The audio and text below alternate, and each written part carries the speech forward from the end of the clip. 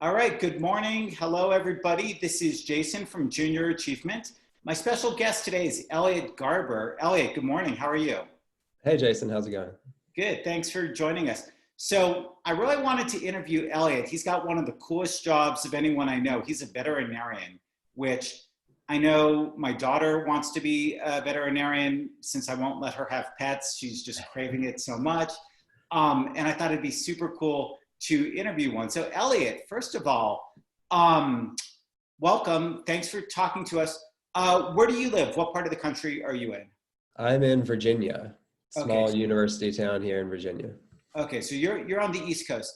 Now, tell us really briefly, I think we all kind of know what a veterinarian does, but tell us in your words, what does a vet do?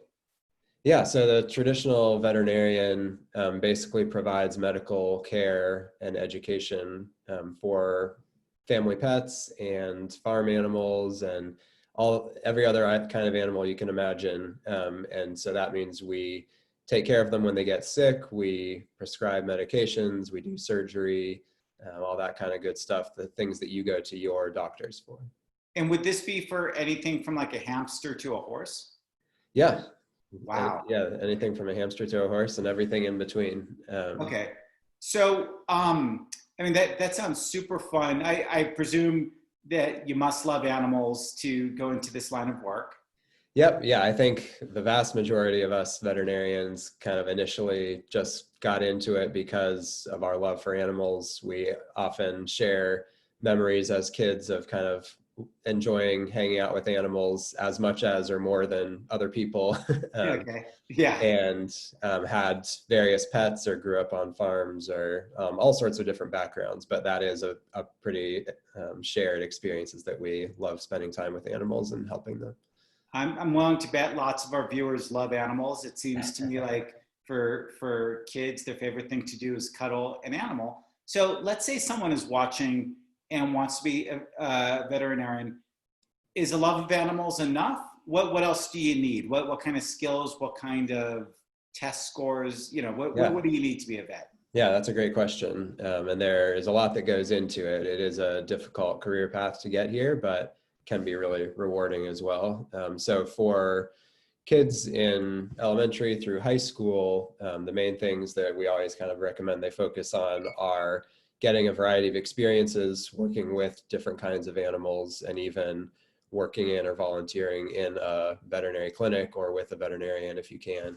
And then also really focusing on learning how to learn in school. The actual facts and figures are not so important along the way, but learning how to be a good student and how to really devote yourself to your studies are going to be key in order to achieve that goal of becoming a veterinarian.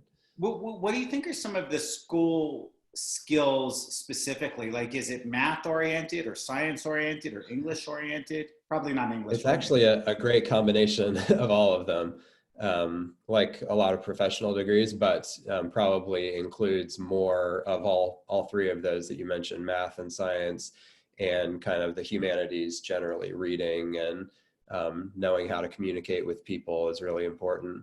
And so just being able to first get into some sort of college, university experience, so that then you can really hit the high achievement level for your academic record there is what is the most important thing for most of the veterinary schools. And okay, so after a 4-year degree, then you apply to veterinary school, right? Yeah, the most common path is high school to a 4-year college degree, and then in your final year of college, you apply to veterinary school, similar to people who want to become human doctors, Okay. physicians, or lawyers, or whatever else. And then it's another 4 years of veterinary school after that. And then becoming more common for veterinarians to do a year-long internship for increased clinical training and even a residency. We now have specialties in everything that humans do, which is kind of hard to imagine unless you're in the world. But I was going to ask about specialties because earlier when we said you work on everything from a hamster to a horse, I was thinking there must be differences. You know, aren't there horse doctors and hamster doctors? yeah. How does that work? Yeah, so we have a lot of diversity right now. There are vets who literally are willing to treat everything. And for in that scenario, basically you graduate from veterinary school and you have kind of a shallow level of knowledge and experience, but very broad. And so some people choose to stay at there and basically be able to do a lot to help basically any kind of animal in any setting. But if you want to really focus in on particular kinds of animals, like the main splits are pets. So there's dogs and cats, which are the most common. Some pet veterinarians also will see and treat exotic pets. So the hamsters and rabbits and birds and snakes, all that kind of thing. And so that's kind of the one main division. Then there is farm animals. And so those veterinarians are really have the goal to help the farmers to keep their animals healthy so that they can be sold or used for whatever purpose they're going towards. And so that's more of a business kind of relationship. Do, Uh, do the vets who focus on farm animals usually make house calls? Do they go to the farms to treat the yeah, animals? that's a lot more typical, is that they're driving around in their big pickup truck and visiting farms all day. Okay. And they may have a hospital where they can bring in a really sick animal to be hospitalized overnight or do surgery, but almost all the work is done out on the farm. Yeah. Okay. So for you, would you describe yourself as a generalist or as a specialist? I've been really fortunate to get to work on a lot of different species and in a lot of settings. So I'm much more of a generalist at this point. Okay. And now you have your own practice, right? You run Yeah, your I own. do. I've done a lot of different practicing now. The majority of my career as a veterinarian is actually in the Army. Okay. The military paid for my veterinary school, which we should talk about that too, because that's a big factor for a lot of people. Sure. Um, Talk about it. and so I owed the US government a certain number of years after that. And most people don't even realize that the military has veterinarians, but then you think about the working dogs that go along on almost all our missions these days. They're really important for scaring the bad guys, catching the bad guys, but even more so smelling explosive devices. Oh, And interesting. so they're better than any machines or robots we've been able to designed up till this point for finding those explosive devices. So as a veterinarian, I'm working with the dog handlers to keep their dogs healthy and safe as they go about those missions. So was that the GI Bill? What was the? It's kind of similar to the GI Bill. It's a scholarship program called the Health Professions Scholarship, and basically it's the same way that the military gets their dentists and their physicians, kind of to provide an appealing route for people like me to pay off their school right away, rather than having hundreds of thousands of dollars in student loans hanging over me. I mean, that sounds really good. One thing we talk about in junior achievement a lot is avoiding debt. So that sounds like a reasonable way to avoid student debt. So literally hundreds of thousands of dollars is what it will cost to go through Unfortunately, through yeah. veterinary school. Okay. Yeah, most vet schools, the cost is between kind of $40,000 and $60,000 a year. So it's like an undergrad education, except that there's not usually the really cheap kind of in-state or Yeah. community college option. Most of them are going to be that expensive regardless of where you go. Now, wait. Okay. So when you came out of veterinary school, you did some time for the Army, it sounds like. And then did you open up your own practice? Yeah, so I have a small practice where we do mostly actually house calls for dogs and cats and people's pets. But my main business is actually in developing veterinary products and pet products and supplies for people as well. So I Okay. love So that I can. talk to us about that. So you're developing products and then you're selling them. Are you just selling them to your patients, or are you selling them on the internet, or what? Yeah, a combination. I don't have that many patients in real life, but with the power of the internet, then it opens up a whole market. And so that's what I've done more with. And I think there's a lot of cool opportunities for kids and people of any age to learn about how the world is changing with that way, and opportunities to make a living doing that too. To sell things on the internet. Yeah, whether that's physical products like pet leashes and collars, or whether it's software services. Yeah. Do you have any of the products that you sell? Can we see that? And do you have any cool Oh, animals? Yeah. yeah. I don't have any products with me, but I did bring a couple of our family pets in just to show Let's see off. those guys. Yeah, I'll get that. Say hello to some pets.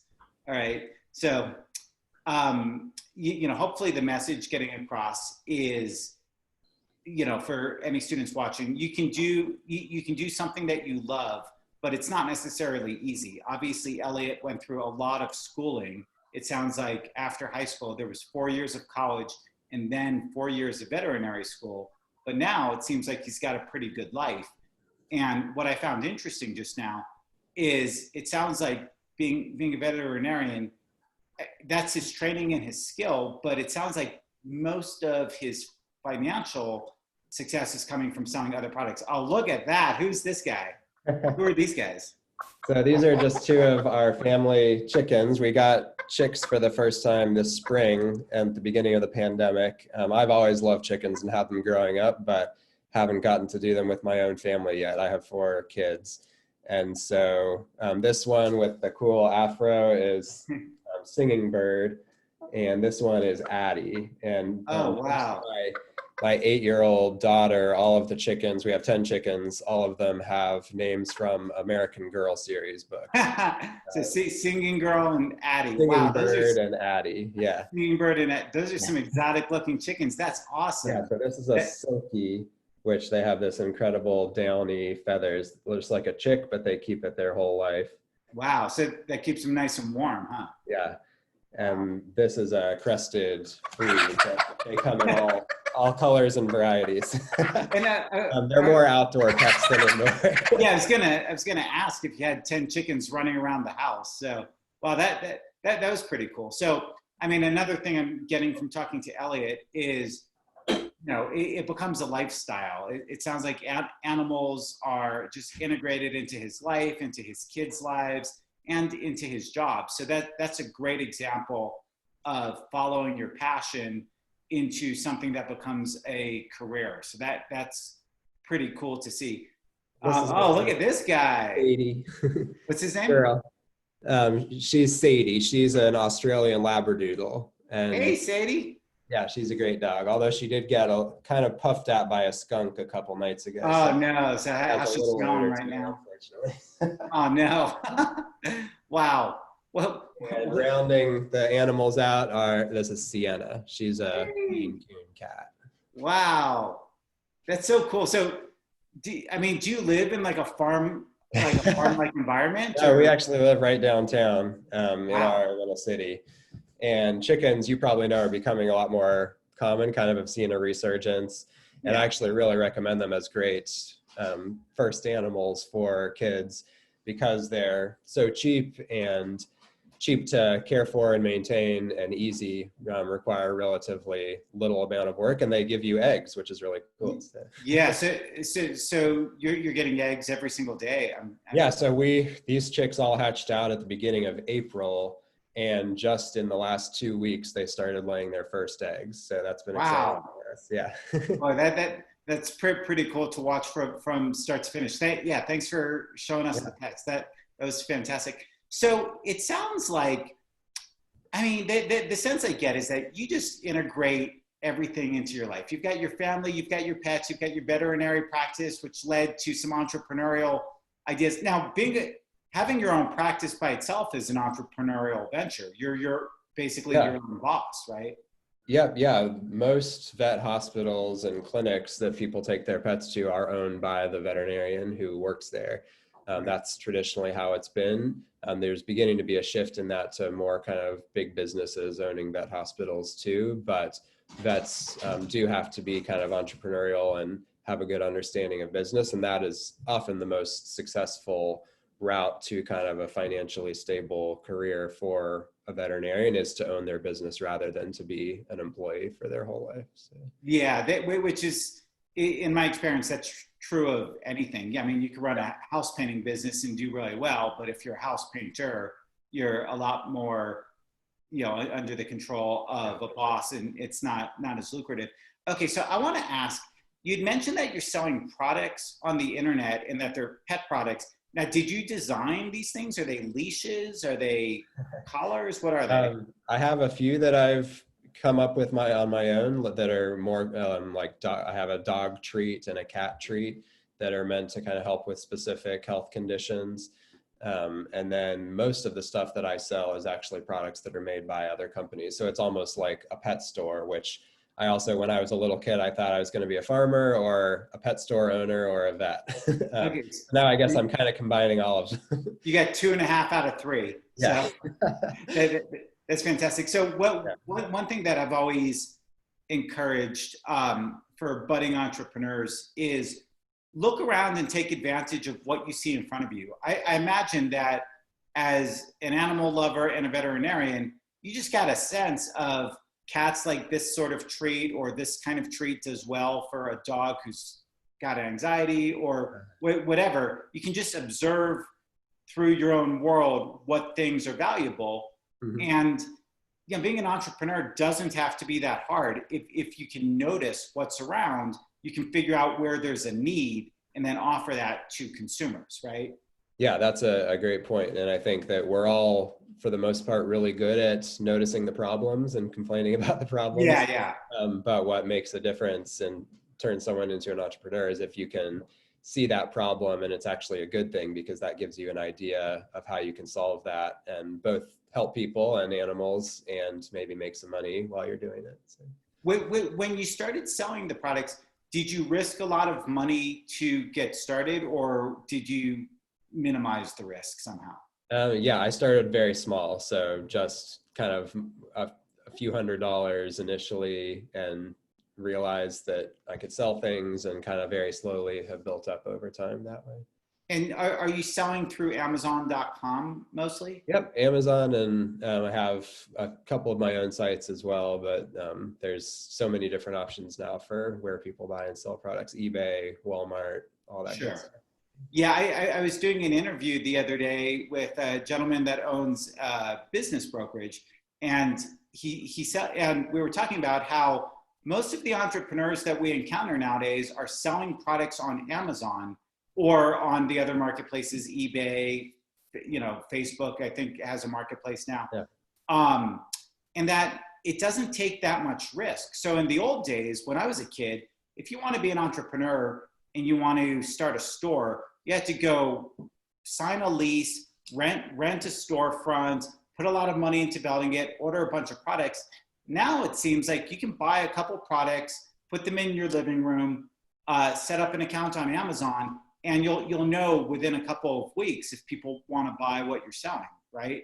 Yeah, it's a totally changed scenario, and I'm trying to figure out the best ways to help my kids learn about that, because of course their initial thing to jump to is selling things on the sidewalk to people who happen to wander by, and that works to earn a few dollars, but is not really able to grow much bigger than that. So I'm having the same thing with my kids, and rather than designing products, we're looking for, there's a certain type of toy that my kids are into, and they realize that these toys get retired and then they jump up in value. So they got the bright idea of, why don't we buy some, keep them in the closet, wait till they get retired, and then make a profit. So we're in the middle of that experiment, and I just think this is great. I think it is the easiest time in history for people to try entrepreneurship without too much risk. And I think you're a great example, because it sounds like everything in your life just pointed to, here's the next step, here's the next step, here's the next step. And it was a natural progression. It doesn't feel like you did anything disingenuous. It feels like it all just sprung from your personal passion and your intelligence. Yeah, I mean, it's definitely had a lot of ups and downs, and I do want to get into a little bit of the kind of hard parts of being a veterinarian too, sure, because it's not all playing with puppies and kittens. And tell us the hard parts. Yeah, a lot of people kind of think of it that way, that, oh, I want to be a vet so I can help cute little puppies all day. And those are the really good times of the day, or the really nice days when you have a cute, healthy puppy to cuddle for a few minutes. But for the most part, it's helping people who have very sick animals or hurt animals. And so that is kind of an easy way to rule out whether or not being a vet is something you want to keep considering. If your immediate natural inclination is, oh, I want to jump in there and help this regardless of what it looks like, or if I might get some blood on my hands or whatever, then yeah, that might be good to keep going down this track. If you really kind of shy away from that, and that's totally fine, there are a lot of other careers that involve working with animals too that can be good. I think for us as veterinarians, we hate to see kids go through high school and even college thinking, yes, I definitely want to be a vet, and working really hard towards that, but not really understanding that a lot of what we do is the hard parts, not only trying to fix the sick and injured animals and failing, but playing a role in helping a lot of people's pets to die. We call it putting them down or euthanizing them. But we have the privilege of getting to help animals die peacefully and without any pain. But that is a hard part of the job. And if you go into it because you love animals and then you end up spending a lot of time every day helping animals to die, then it can put a kind of emotional strain that can be hard for some people to deal with as well. That sounds really hard. And that brings me back to something you suggested earlier for high school age students, is to volunteer at a local veterinarian practice or maybe a shelter, or something where, you know, you can see and discover firsthand it's not just playing with cuddly puppies all day. There are very challenging parts to the job. Yeah, and none of us love picking up animal poop either. And I know that for kids at home, that's probably one of the main ways you think about your own animals is having to go pick up the poop in the yard or clean the litter box. And that holds true even for the vet owners of the practices. Even though it's not our favorite thing to do, a lot of times we may be the ones that see a dirty kennel or something, and we just have to pop in there and help to clean it too. So it's not all glamorous stuff, but it's kind of the icky and gooey parts too. That reminds me of something that I talk to students about being an entrepreneur is you're the boss, you're also the janitor. So, you know, for everything from the glamorous parts of the job all the way to picking up poop, that's, you know, it all comes with the territory. So this has been a great interview. I'm just wondering, before we go, any final thoughts, any words of wisdom for students who, they might be on the fence, maybe some of what you said scared them, some of what you said excited them. What final thoughts do you have? I think I'd kind of elaborate on some of what I said, that there are a lot of ways to enjoy having animals in your life, even if you don't become a veterinarian. So I don't necessarily think it's healthy or wise as a kid or a high schooler to only have kind of one option. And if you're going for that, and if that fails, then there's nothing left for you in life. I think it's nice to always have the understanding that there are a lot of interesting ways to make a living and to serve people and society, and even with animals, whether they're jobs with animals or if you just have another type of job, you're a human nurse or a school teacher, whatever, and you have pets at home that you love to go home and snuggle every night. And so that can be great too. So that's a fantastic point, because one thing I often tell students is your job and your passion do not necessarily need to be the same thing. So, you know, there are jobs that are super fun, jobs that are somewhat fun, jobs that are less fun. You have to make, to a degree, the practical choice with that, but you can always have passions on the side. For instance, if someone is very artistic, you can definitely be an artist. It doesn't have to be your full-time job. You know, there's weekends, evenings, whatever. So anyway, this was great. And Elliott, in case anybody wants to check out some products for their pet, do you want to give the name of your websites? Sure. Yeah. Well, even more helpful probably would be my personal site that I have a lot of blog posts where I've talked about my own veterinary experiences. Sure. What is it? So that's just my name, ElliottGarber.com. Okay. And Elliott has 2 L's and 2 T's.